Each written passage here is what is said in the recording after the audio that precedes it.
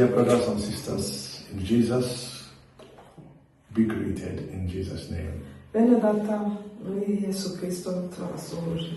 My name is Jean-Claude Mutiganda. Ni Jean-Claude Mutiganda na Katrine Mutiganda. Yes, we are working together at the International Open Doors for Christ in Finland. Dukorera muri ministeri yitwa International Open Doors for Christ hano muri Finland. And we thank God because He has been very merciful to us. Tukaba dushima Imana kuko Imana yabanye natwe. It's my first time to be speaking to this channel. Mugambere ngiye kuvugira kuri iyi chaîne. And it is a great pleasure to do so. Kandi ni iby'igiciro kugira ngo mbikore. Because I have been listening to what has been published there. Kuko nagiye numva ibyahavugiwe n'ibihakorerwa. And I approve the presence that is leading the message. Nkaba mpamya iby'umwuka wera uri gukora umurimo muri iyo ministeri. Because the Holy Spirit inspiring the messages also give good testimonies. Kubera ko umwuka wera ni gutanga inspiration kandi agatanga n'ubuhamya. So we are going to talk about giving a blessing. Tugiye kuvuga intego y'inyigisho z'uyu munsi, tugiye kuvuga guhesha umugisha. Because giving is better than receiving. Kubera ko gutanga bihesha umugisha kurusha guhabwa. And the giver is superior to the receiver. Kandi utanga aruta uhabwa. It can be so that I have a high profession. Birashoboka ko naba mfite umwuga uri hejuru. And somebody else is not having such a high position. Wenda undi wese akaba adafite position nk'iyo mfite. But that cannot stop this inferior to bless the superior. Ariko ibyo ntibishobora guhagarika uri uworoheje guhesha umugisha uri hejuru. Because even the superiors have needs that they cannot satisfy by themselves. Kubera ko abakomeye nabo bajya bagira ibyifuzo ku buryo aboroheje bashobora kubahesha umugisha. And God works through people. Kandi Imana ikorera mu bantu. He uses people to bless people. Ikoresha abantu bagahesha abandi umugisha. So I may have a superior position Nshobora kugira position iri hejuru in the professional world, mu kazi runaka, in the business world, muri za business, in political matters, muri politike, but I cannot satisfy or find solutions to all of my challenges. Ariko nkaba ntashobora kubona ibibazo byose mfite. In that context, I need God to provide a solution to me through a specific person or specific organization. Kugira ngo mbone ibisubizo rero nkenera ko Imana ikoresha abantu runaka kugira ngo bame ibisubizo by'ibibazo mbafite. So when we read from the second book of Kings, iyo dusomye rero mu bami ba kabiri, chapter 5 and verse 1 to 3, ibice bitanu umurongo wa mbere kugeza kwa gatatu. Mu bami ba kabiri ibice bitanu umurongo wa mbere kugeza kwa gatatu. there is a very intriguing and at the same time interesting story. Hari mbese ibintu byabaye by'ingorane ndetse n'inkuru. Because the man we are having in this chapter is called Naaman. Umuntu tubona muri iki gitabo yitwa Naaman. You can repeat Naaman. Subiramo ngo Naaman. And Naaman was a very powerful military leader. Naaman rero yari umugaba w'ingabo kandi ukomeye. He had won victories after victories. Yagiye atsinda ingamba nyinshi. He even fought under the orders of his king. He fought against the king of Israel and won the battle. Ndetse yarwanye urugamba rurwana n'Abisiraheli kandi atsinda urwo rugamba. He was not a Jewish man, he was a Syrian man. Ntabwo yari umuyahudi ahubwo yari uwo muri Siriya. He was not belonging to the lineage of Abraham. Ntabwo yari uwo mu rubyaro rwa Aburahamu. But the Bible says at a certain moment he became victorious over the nation of the children of Abraham. Ndetse tubona ko Bibiliya ivuga ko yarwanye ingamba ndetse arwanya abana ba Aburahamu. But in 2 Kings 5 and verse 1, rero mu bami ba kabiri ibice bitanu umurongo wa mbere, they say that this man had a sickness which is called leprosy.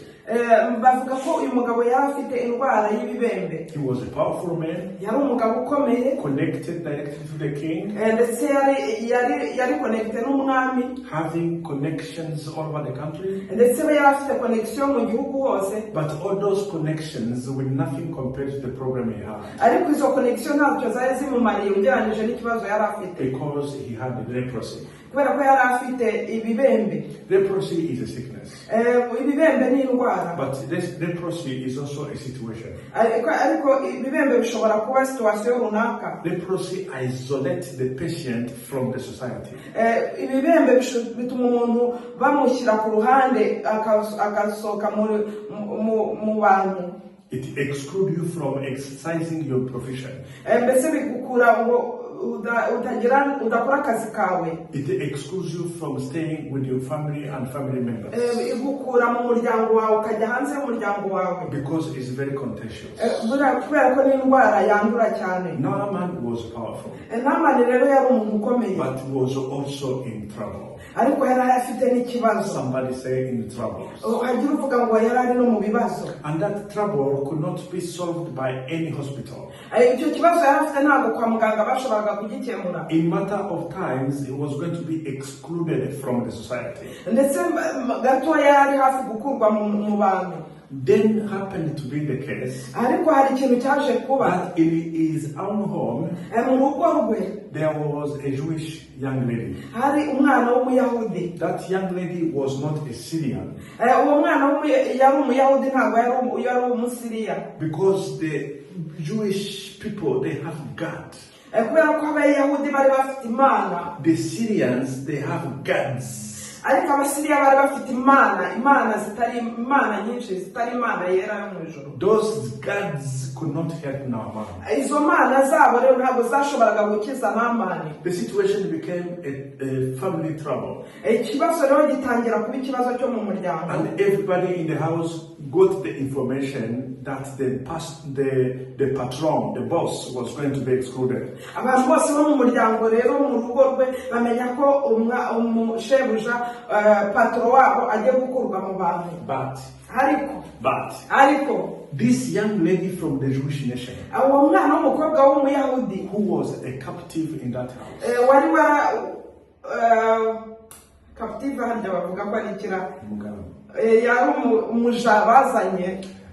That young lady was connected to the word of God. Uwo mwana w'umukobwa rero yari yubatse, yari connected n'ijambo ry'Imana. She went and prayed. Aragenda arasenga. And after praying, she told her mistress, amaze gusenga abwira nyirabuja, tell my boss mubwira databuja that if you could relocate from this land into the land of the Jewish people. Aravuga ati yaba databuja yemeraga kuva muri iki gihugu akajya mu gihugu cy'abayahudi. And not only that, go there and meet the man of God. Atari kujyayo gusa, ahubwo akajyayo agahura n'umukozi w'Imana. The man of God will cure him. Uwo mukozi w'Imana araza kumweza. This young lady became a blessing to her master and mistress. Uyu mukobwa rero yabashije kuhesha umugisha shebuja. God used her Imana iramukoresha to introduce his kingdom kugira ngo abashe kwintrodusa ubwami bwe in the kingdom of the Syrians.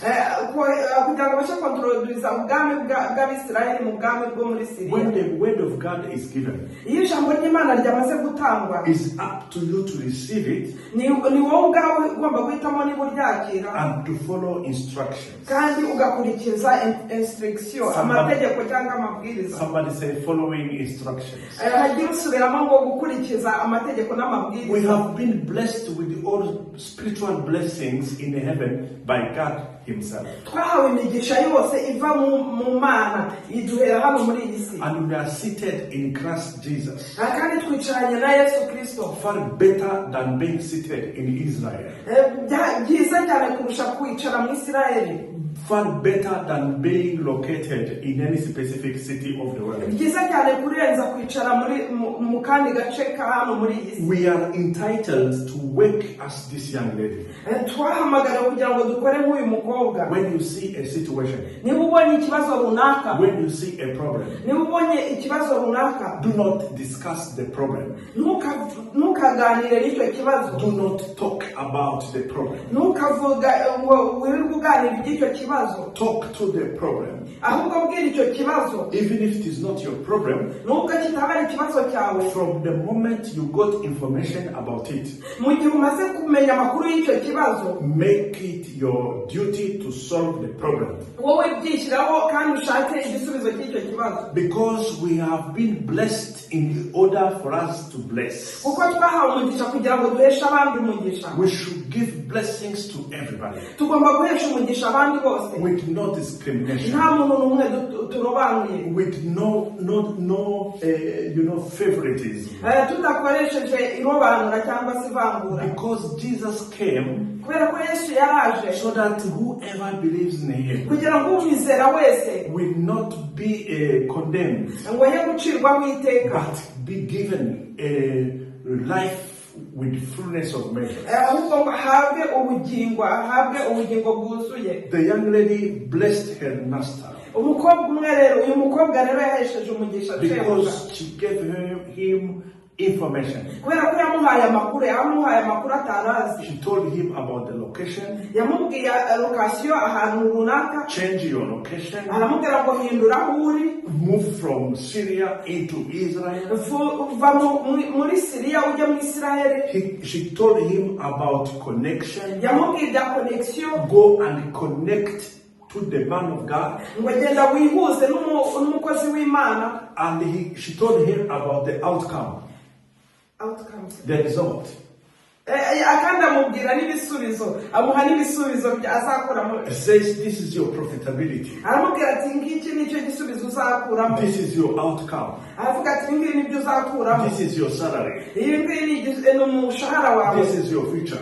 iyi ngiyi ni ejo hawe hazaza. This is your promotion. iyo ngaho ni ukuzamurwa mu ntera. When you connect with the man of God, aravuga ati niwihuza n'umukozi he w'Imana, will surely cure you.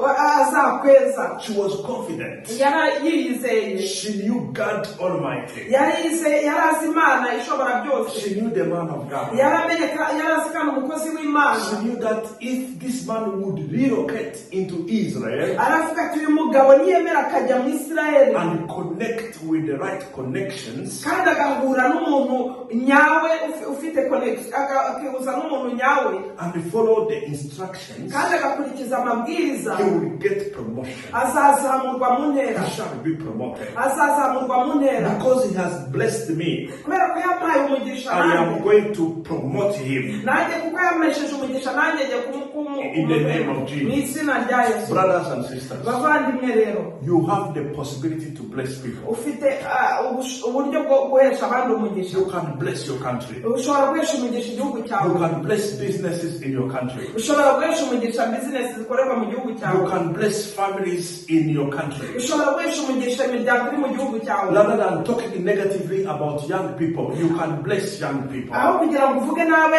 urubyiruko cyangwa abakiri bato, ahubwo wabahesha umugisha. Rather than talking negatively about your authorities, you can bless your authorities. aho kugira ngo uvuge nabi abategetsi bawe, ushobora kubahesha umugisha. That's why we are inviting you to join us, niyo mpamvu tugusaba ngo uze wihuze to natwe be a member of Open Doors, kugira ngo ube umwe muri twe kuri ishene y'urugi rukinguye, so that you can open the doors of blessings kugira ngo ufungure imiryango y'imigisha for people who are in trouble to receive them. ku bantu bari mu bibazo kugira ngo babone ibisubizo. We shall talk more later. tuzakomeza May tubiganireho, God bless you. kandi Imana ibahe It umugisha. was nice to see you listening, tunezerewe no kumva ko uzumva ubu butumwa, and I would like to see your comments and your high five. kandi tunejejwe ko uzatanga za komenti kandi God bless you. Imana igumugisha. God give you blessings. Imana igumugisha. In the name of Jesus. Mu izina rya I Yesu. pray Turasenga that the man kugira ngo uyu muntu who has a problem, ufite ikibazo or the woman cyangwa se umugore who has a problem, ufite ikibazo which is like leprosy kisa nkaho ari ibibembe or less than leprosy, cyangwa se birenze kuba ibibembe, make a mindset uhindure imitekerereze yawe towards the word of God. ku ijambo ry'Imana. Let your mindset Reka uko ubona ibintu be able to be changed by the word of God. bihindurwe n'ijambo ry'Imana. And I impose my hands on you Kandi turashyira ikiganza kuri wowe in the name of Jesus, mu izina rya Yesu, that as you trust in this message, ngo wizeye iri jambo, your leprosy is gone. ibibembe byawe Your bikuveho, leprosy is gone. ibibembe byawe bikuveho, Your leprosy is gone. ibibembe byawe bikuveho. Your cancer is not your cancer. Kanseri ntabwo ari kanseri yawe, Your heart problem is not your heart problem.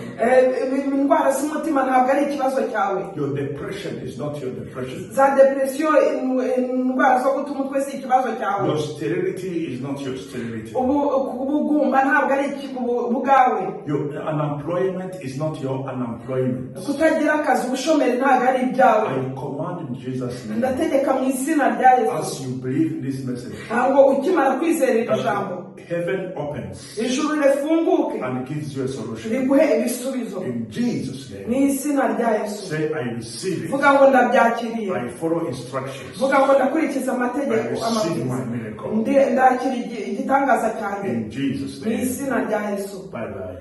Imana Amen. ibahe umugisha. Amen. Amen. Amen.